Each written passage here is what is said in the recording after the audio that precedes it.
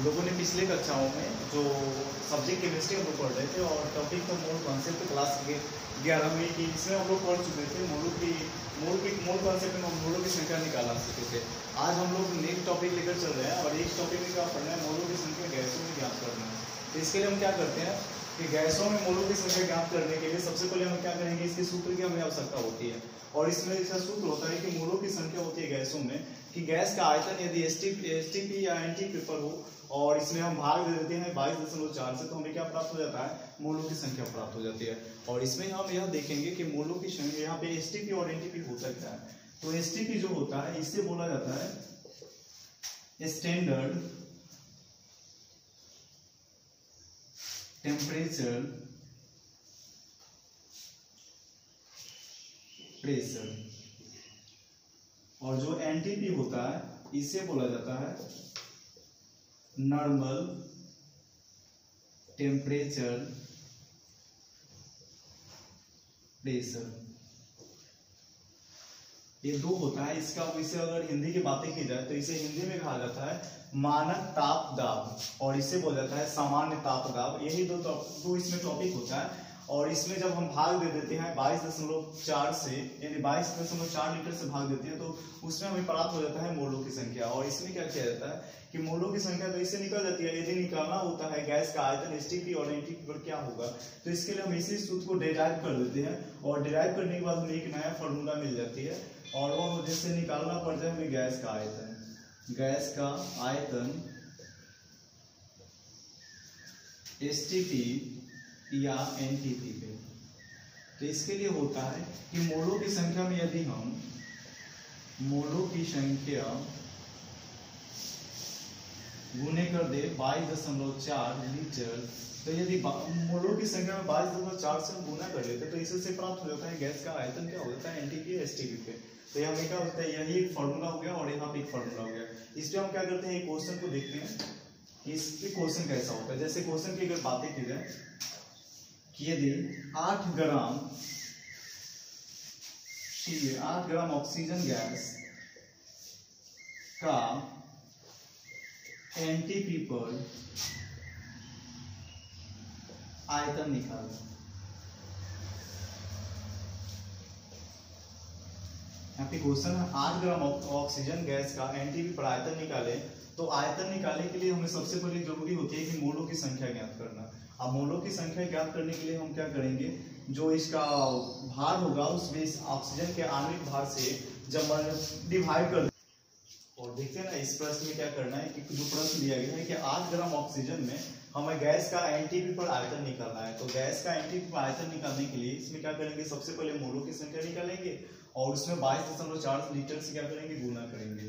तो सबसे पहले मोलों की संख्या निकालेंगे। तो मोलों की संख्या निकालने के लिए इसका सूत्र होता है कि मोलों की संख्या इक्वल टू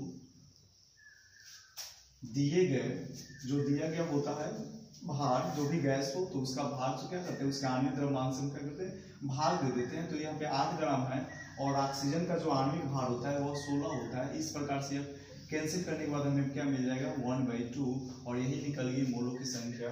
यदि हम क्या करें, मोलों की संख्या में अब 22.4 लीटर से गुना करते हैं तो हमें मिल जाता है गैस का एसटीपी पे आयतन। तो जो गैस है हमें वह गैस कौन सा है, ऑक्सीजन है। तो यहाँ पे लिखेंगे ऑक्सीजन का आयतन एनटीपी पर। अब एनटीपी पे जब निकालेंगे तो इसमें जो मोलों की संख्या में प्राप्त हो गई 1/2 प्राप्त हुआ है। इसमें हम क्या करेंगे कि 22.4 लीटर से हम क्या करते हैं, गुना कर लेते हैं। तो यह कैंसिल हो जाएगा 2 बार में, तो यहाँ पे 11 हो जाएगा और 0.2 अर्थात जो O का आयतन निकला एनटीपी पे वह आ गया 11.2 लीटर। यही होता है इसका आयतन। इस प्रकार हम लोग क्या करेंगे, नेक्स्ट प्रश्न को भी देखेंगे और एक दो उदाहरण देखते हैं कि और जो भी क्वेश्चन होगा कैसे हम इसको बनाते हैं। दूसरा हमारे पास प्रश्न है,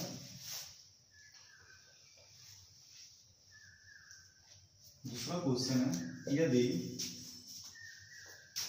48 ग्राम O3 गैस का आयतन ज्ञात करें। अब इसके लिए क्या करेंगे, सबसे पहले यह जानना आवश्यक होता है कि इसमें मोलों की संख्या फाइंड करनी होती है। तो मोलों की संख्या फाइंड करने के लिए क्या कहता है, जो भार दिया गया है उसके आणविक भार से हमें भाग देना पड़ता है। तो यहाँ पे क्या करेंगे, लिखेंगे O3 का, सबसे पहले निकालेंगे आणविक द्रव्यमान। जब O3 का आणविक द्रव्यमान निकालेंगे तो इसका आणविक द्रव्यमान होता है, ऑक्सीजन का 16 होता है, लेकिन यहाँ पे इसकी जो परमाणु है, परमाणु कितना है, 3 है, और 3 परमाणु के कारण हम इसके जो भार होते हैं उसमें 3 से क्या करते हैं, मल्टीप्लाई कर देंगे। तो यह आ जाएगा 48 AMU, एटॉमिक मास यूनिट में आता है। और इसके बाद हम इसका क्या निकाल देंगे, मोल। तो लिखेंगे O3 का मोल, और यहाँ से मोल निकल जाएगा। तो O3 का जब मोल निकालेंगे तो इसका सूत्र होता है कि भार बटा आणविक भार। तो भार कितना है, 48 है, आणविक भार भी कितना आ गया, 48 आ गया। इस प्रकार हम दोनों को जब कैंसिल करेंगे तो हमें क्या मिल जाएगा, 1 मोल मिल जाएगा। अब यहाँ से हम निकालेंगे इसका O3 का आयतन निकालना है। अब आयतन में ये चर्चा ही नहीं की गई है कि एनटीपी में निकालना है कि एसटीपी पे, तो हम दोनों पे फाइंड कर सकते हैं। तो लिखेंगे यहाँ पे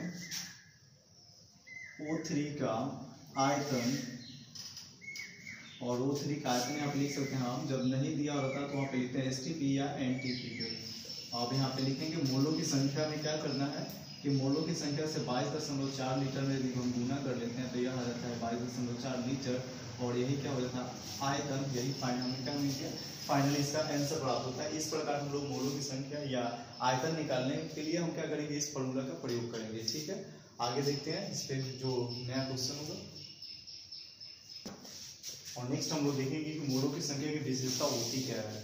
तो इसकी विशेषता होती है कि इसमें अणुओं की जो संख्या होती है वो कदापि ऋणात्मक नहीं होती है। तो फर्स्ट इसकी विशेषता हम लोग लिखेंगे, अणुओं की संख्या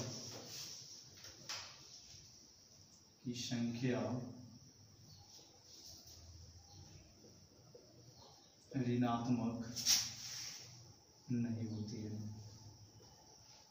और नेक्स्ट जो दूसरा है, इसमें दूसरा होता है कि किसी भी यदि या मान लेते हैं किसी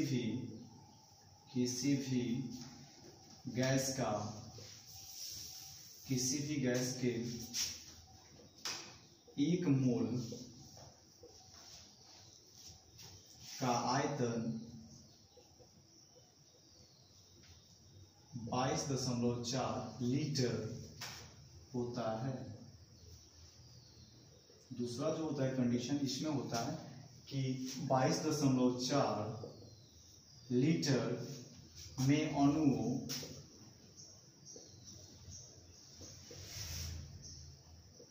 की संख्या एवोगाद्रो संख्या के बराबर होती है।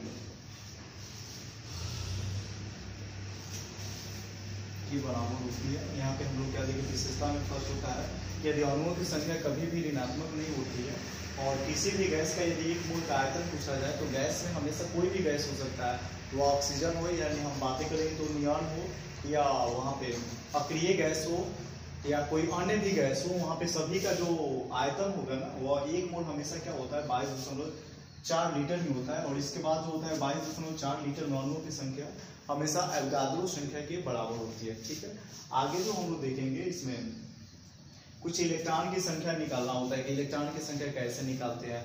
जैसे बातें की जाए कि इलेक्ट्रॉन की संख्या हमें ज्ञात करना होता है, तो न्यू टॉपिक लेंगे, इलेक्ट्रॉन की संख्या ज्ञात करना, और एक होता है कुल इलेक्ट्रॉन ज्ञात करना, इलेक्ट्रॉन की संख्या निकालना।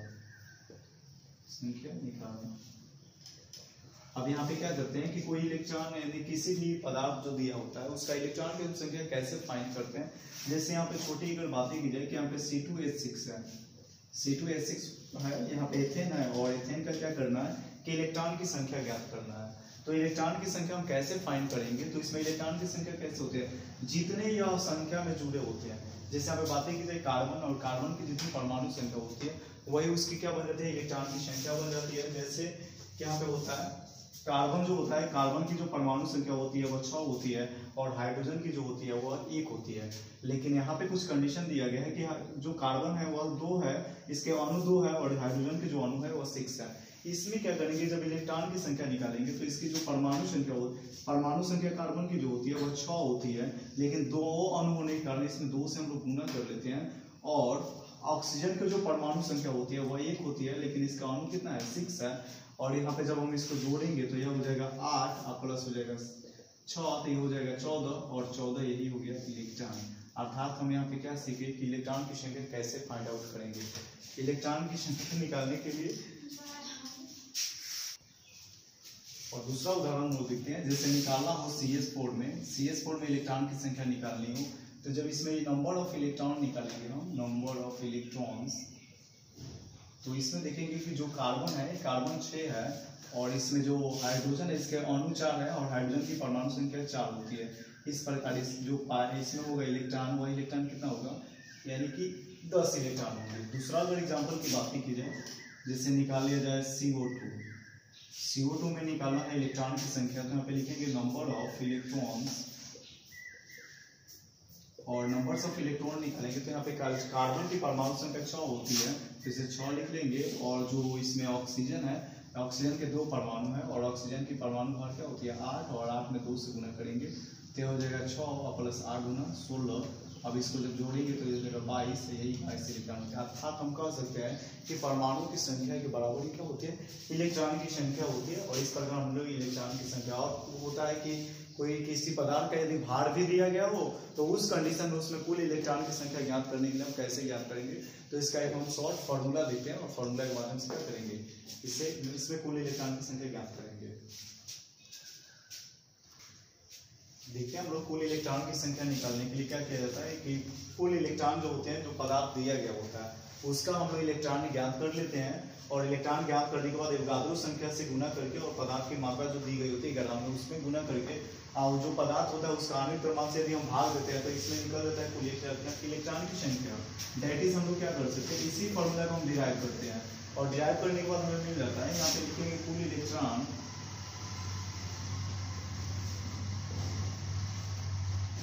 गुना, और एवोगाद्रो संख्या की यदि बातें की जाए तो एवोगाद्रो संख्या के बारे में हम लोग जान चुके हैं। यह होती है 6.022 गुने 10 के पावर 23, और इसमें जो पदार्थ की मात्रा होती है, पदार्थ की मात्रा कर लेंगे पदार्थ, और जो भी मात्रा होगी पदार्थ की उसमें हम क्या करते हैं मोलिकुलर वेट से भाग दे देंगे। तो लिखेंगे आणविक द्रव्यमान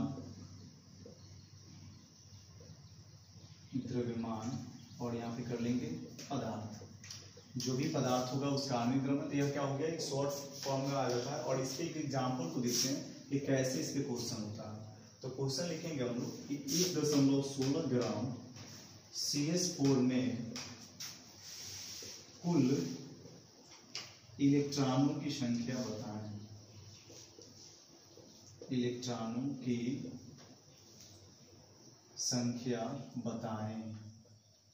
देखते हैं क्वेश्चन है कि 16.4 ग्राम यानी 1.4 ग्राम है CH4, इसमें कुल इलेक्ट्रॉन की संख्या ज्ञात करना है। तो कुल इलेक्ट्रॉन की संख्या ज्ञात करने से पहले इसमें हमें ज्ञात करना होगा कि CH4 में इलेक्ट्रॉन की संख्या होगी कितनी। तो CH4 में जब हम निकालेंगे तो यहाँ पे लिखेंगे कि नंबर ऑफ इलेक्ट्रॉन यानी number of E in CH4। अब CH4 में हमें इलेक्ट्रॉन ज्ञात करना है तो इसके लिए क्या करेंगे, तो C कार्बन जो होता है, कार्बन की जो संख्या होती है परमाणु 6 होती है, और इसमें जोड़ेंगे हाइड्रोजन की 4 परमाणु, यह हो जाएगा 10 इलेक्ट्रॉन। यहाँ से क्या निकल गया, इलेक्ट्रॉन का मान ज्ञात हो गया। जब इलेक्ट्रॉन का मान ज्ञात हो गया उसके बाद जो पदार्थ की मात्रा दी गई है और इसका हमें ज्ञात करना पड़ेगा आणविक द्रव्यमान। तो CH4 का क्या निकालेंगे, मोलिकुलर वेट। तो लिखेंगे मोलिकुलर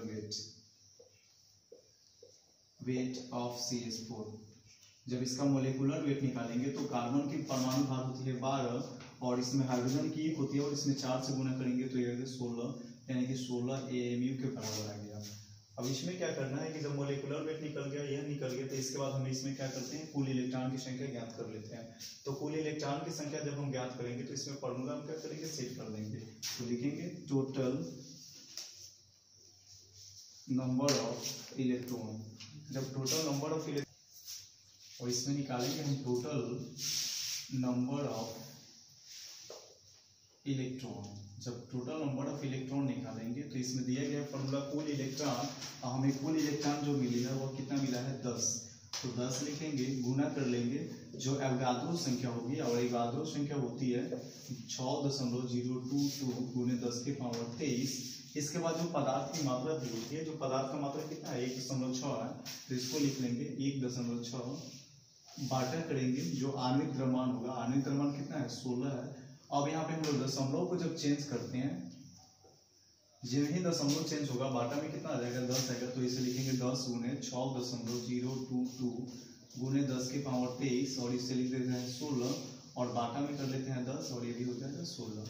16 से 16 क्या हो जाएगा कैंसिल, और 10 से 10 कैंसिल हो जाएगा, हमें मिल जाएगी 0.22 गुने 10 की पावर 23, और यही नंबर ऑफ क्या मिल गया इलेक्ट्रॉन्स, इलेक्ट्रॉन की संख्या क्या हो गई इसमें फाइंड हो गई। और इस प्रकार से आप लोग क्या करेंगे कि जो भी होगा क्वेश्चन होगा किसी भी बुक के माध्यम से, तो आप लोग क्या करेंगे इस लेक्चर की सहायता से आप लोग क्वेश्चन को बनाने में आप लोगों को काफ़ी मदद मिलेगी। ठीक है, thank you, thanks a lot.